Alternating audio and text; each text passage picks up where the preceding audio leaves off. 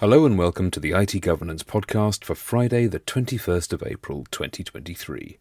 Later on, in a new feature that I'm tentatively calling Alan's Analysis, tentatively because it's quite tricky to say, so I might quietly abandon the name if I stumble over it too many times while recording, our CEO Alan Calder will be discussing the new US National Cybersecurity Strategy and what all organisations can learn from it.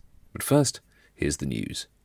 The fallout from the so-called cybersecurity incident suffered by the outsourcing giant Capita a couple of weeks ago continues, and it's now apparent that it was rather more than just an incident, a ransomware attack in fact. The Sunday Times reports that Black Basta, the group that's claimed responsibility for the attack, is now selling a trove of data apparently exfiltrated from Capita on its website, a typical double extortion approach in which attackers steal data, encrypt the victim's systems and demand a ransom for a decryption key, and then attempt to make more money by selling the exfiltrated data on the dark web. According to the information security researcher Kevin Beaumont, who's seen the listing, examples of leaked Capita data include BACS payment details for Capita Nuclear, part of Capita Business Services, including bank account details for 152 organisations, floor plans of multiple buildings, the personal data of applicants to primary and secondary school teaching positions, including their dates of birth and home addresses, documents marked confidential, passport scans, and security vetting information. Given that this is the data that Black Basta has chosen to make public, it's no stretch to infer that it holds a great deal more, likely including sensitive data that Capita's innumerable clients, which include representatives of pretty much the entirety of the UK's public sector, will very much not want to be made available to the highest bidder. Capita continues to investigate the incident and is yet to update its 3rd of April statement, still claiming on its website that there's no evidence of customer, supplier or colleague data having been compromised. A new variant of the LockBit ransomware targeting Macs has been found in what's thought to be the first instance of a major ransomware operation turning its attention to macOS. Discovered by the researcher Malware Hunter team, the new encryptors appear not to be ready for use in attacks, but show the increasing cybersecurity risk that Mac users face. Patrick Wardle of Objective-C, a non-profit foundation that creates free open-source macOS security tools, told Bleeping Computer that when the macOS encryptor is launched, it crashes due to a buffer overflow bug in its code. However, the encryptor's very existence shows that macOS is now on LockBit's radar, even if they are far from ready for deployment. Bleeping Computer contacted the LockBit ransomware group for comment and was told that a Mac encryptor was indeed actively being developed, a timely reminder that Mac users ought to be as aware of cybersecurity best practices as any other computer user. Google has released a new version of its Chrome browser to patch a zero-day security flaw. Users should upgrade to version 112.0.5615.121 as soon as possible. The vulnerability, CVE 2023-2033, is a type confusion weakness in the Chrome V8 JavaScript engine. Google provides no further details of the bug, choosing to restrict the information until a majority of users are updated with a fix, but generally type confusion flaws can allow remote attackers to trigger browser crashes or execute code on compromised devices.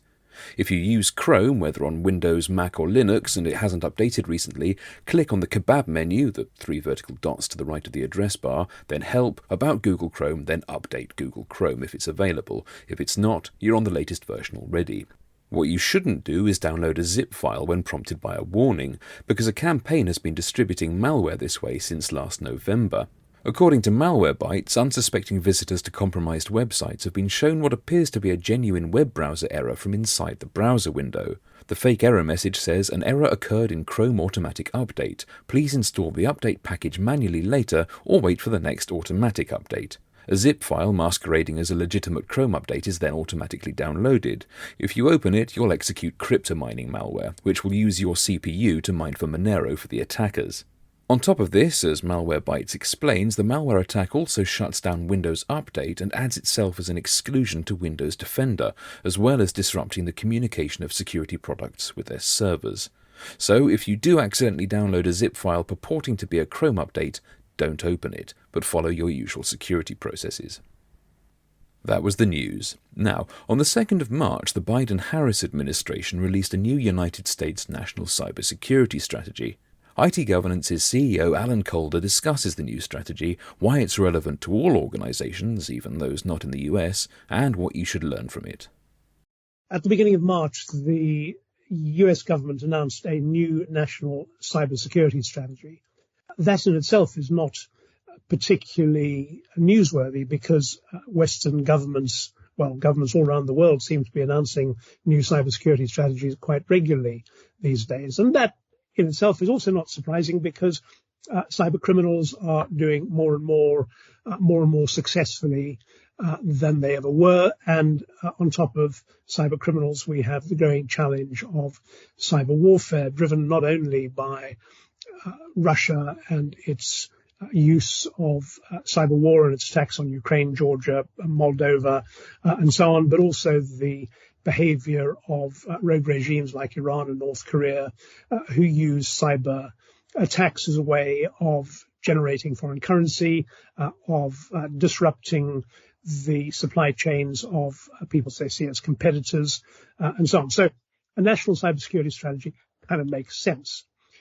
And the new US cybersecurity strategy says that cybersecurity is now fundamental to the economic growth, the security of the United States, and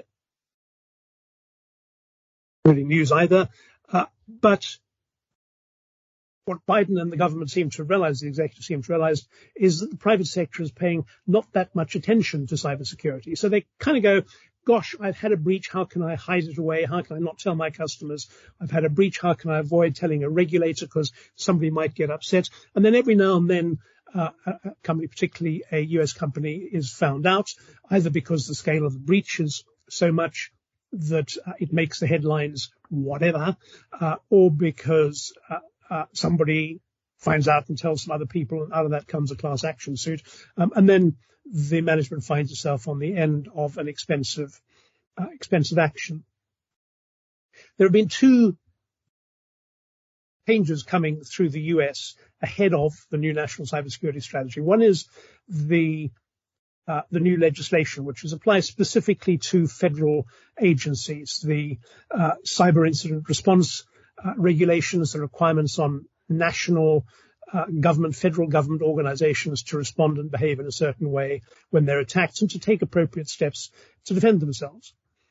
The other is the shift which has been taking place and is still not yet in final form of the SEC moving towards applying requirements to listed companies, and they would be listed therefore on all the three main US exchanges, to put in place processes which ensure that in the boardroom there is at least one person who understands the cyber threat and what action should be taken to deal with it, that there are processes inside the organization to identify cyber threat, what appropriate controls might be, and to monitor and audit how effective those controls are, and to report cyber incidents, particularly cyber incidents that involve paying a ransom.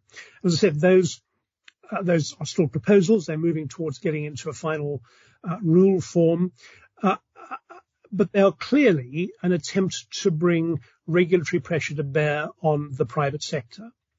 The US National Cybersecurity Strategy is going a step further than that. It's saying, guys, you lot in the private sector, clearly you're just not doing enough.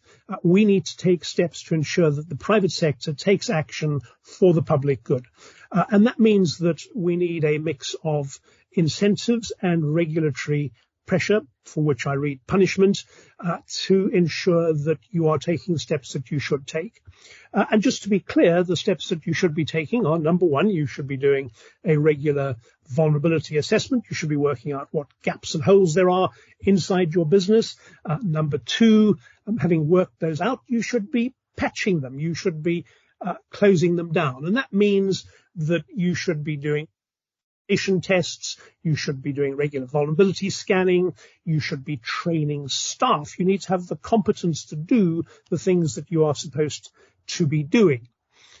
And not only should you be doing that, but you should be doing it through your supply chain. So you should be going to your suppliers and you should be saying, what actions have you taken to identify your vulnerabilities? How are you closing them down? What processes do you have in place to do penetration tests, vulnerability scanning? What's your password policy, and so on.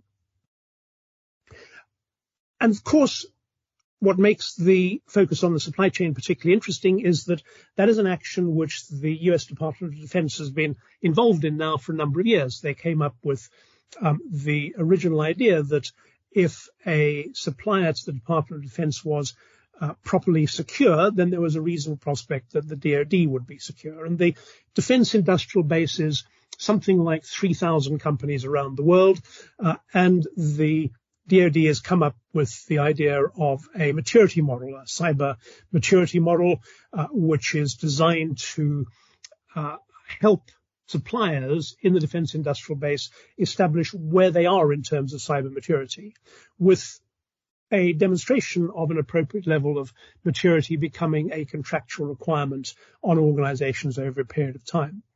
And the rules for the CMMC are still evolving. It's a complicated process. There are not very many people who understand how to apply it, but nevertheless, that is happening. We as an organization are already involved. We are a CMMC consultant. We're already involved in helping our own clients who are in the defense industrial base get themselves up to speed and be able to demonstrate a certain level of cyber maturity.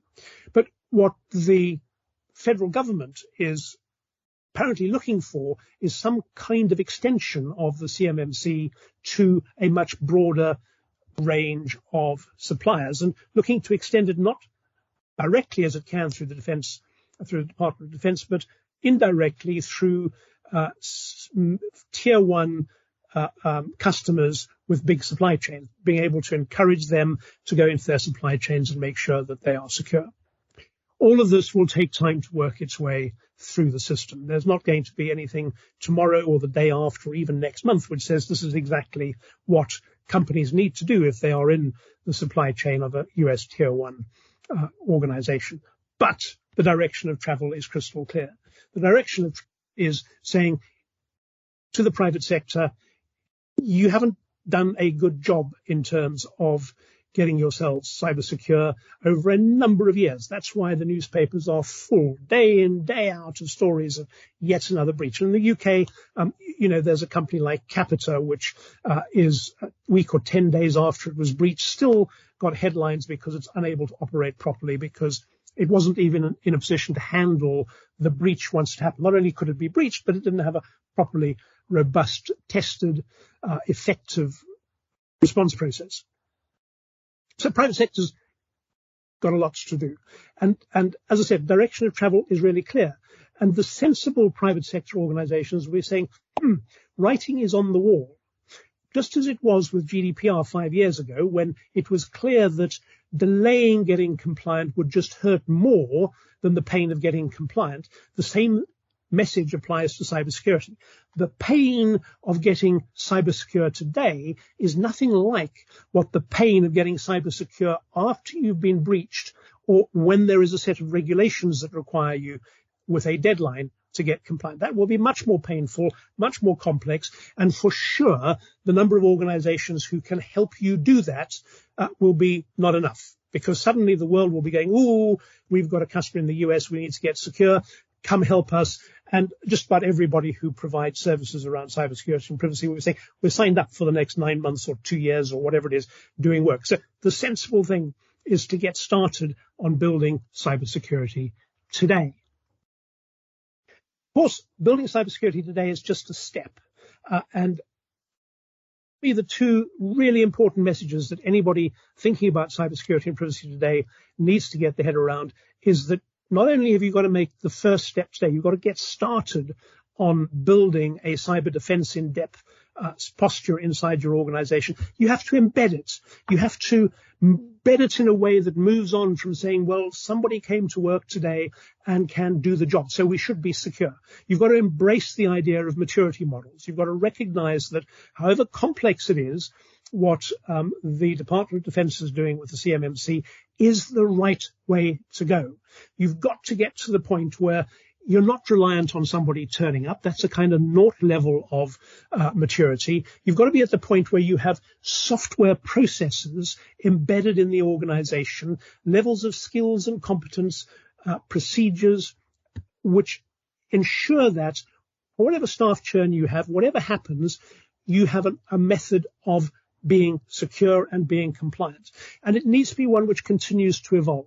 And to be frank, I see no way that any organization can do that without getting an external software platform, embedding it in the organization. So something like the Cyber Comply platform from Vigilance Software is a classic example of something which brings both cybersecurity and privacy in a single package and brings it in a way that enables you to demonstrate compliance with international standards like ISO 27001, with the NIST framework, with the CIS framework. And that's a kind of logical place to be, because you can then, from a management perspective, get on a daily, monthly, quarterly basis a dashboard which tells you what your state of security is like. And if you go back to what I was saying a short while back about what's happening with the SEC, it puts your board and senior managers in a place where they can go, yeah, we are secure. We're not just kind of relying on the CISO telling the CIO, telling the CEO that we're secure. We don't really know what he's talking about, because the CISO reports to the CEO. That's quite good. But because we can see the dashboard and we understand the dashboard and we understand what it's telling us, and we were involved in assessing the risks and determining the controls that lie behind the dashboard, which is telling us how well we're managing those controls. So that's the really important message. You've got to get started. If you're not on the route to embedding cyber defense in depth today is the right time to get started. One question everybody asks me is, how much should you spend on it? And I think the answer is very simple. How much do you not want to spend on ransom? Remember, your cyber insurer is not about to pay the ransom. Cyber insurers have got really, really bored with paying ransoms. They've got really bored with insuring companies who don't have proper cyber defense in depth. So if you want to be able to have, as your non-executives will say you should have, cyber insurance, you need to have made the simple equation which says, hey, 5 bitcoins, 10 bitcoins, that's what we'd have to pay if we had to pay a ransom. So let's just spend it now on getting ourselves cyber secure. Then we won't have to spend it on paying a ransom. Because if we're breached, we'll spend it on a ransom, then we'll spend it again on fixing it, then we'll spend it again on dealing with the regulatory fallout. So that's a bloody expensive, delayed expenditure. Let's just focus on doing the thing right now. Thank you, Alan. That's it for this time. As ever, you can get in touch with us either by leaving a comment on the blog or via Twitter at ITGovPod, that's my account, or at ITGovernance. We'll return in a fortnight, but until then, our archive is on SoundCloud, Amazon Music, Spotify, and Apple Podcasts, and you can find everything you need to implement and maintain cybersecurity defense in depth on our website, itgovernance.co.uk.